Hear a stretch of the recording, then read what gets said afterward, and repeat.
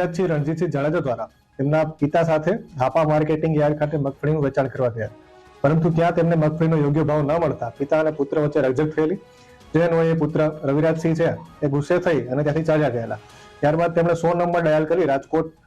કંટ્રોલમાં વર્દી લખાવેલી કે મેં જામનગરનું રેલવે સ્ટેશન બોમ્બથી ઉડાડી દેવાનો છું અને કોઈ ટ્રેનમાં પણ બોમ્બ રાખવામાં આવેલો છે મારા દ્વારા. ચેકિંગ દરમિયાન અમદાવાદ કાલુપુર રેલવે સ્ટેશન ખાતેથી જે સદર શંકાસ્પદ વ્યક્તિ છે રવિરાજસિંહ રણજીતસિંહ જાડેજા, તેની જીઆરપી અમદાવાદ અને આરપીએફ અમદાવાદ દ્વારા કાલુપુર રેલવે સ્ટેશન ખાતેથી ધરપકડ કરવામાં આવેલી છે અને તેમની હાલમાં પૂછપરછ ચાલુ છે. રવિરાજસિંહ રણજીતસિંહ જાડેજા દ્વારા તેમના પિતા સાથે હાપા માર્કેટિંગ યાર્ડ ખાતે મગફળીનું વેચાણ કરવા ગયા, પરંતુ ત્યાં તેમને મગફળીનો યોગ્ય ભાવ ન મળતા પિતા અને પુત્ર વચ્ચે રકઝક થયેલી, જે અન્વયે પુત્ર રવિરાજસિંહ છે એ ગુસ્સે થઈ અને ત્યાંથી ચાલ્યા ગયેલા. ત્યારબાદ તેમણે 100 નંબર ડાયલ કરી રાજકોટ કંટ્રોલમાં વર્દી લખાવેલી કે મેં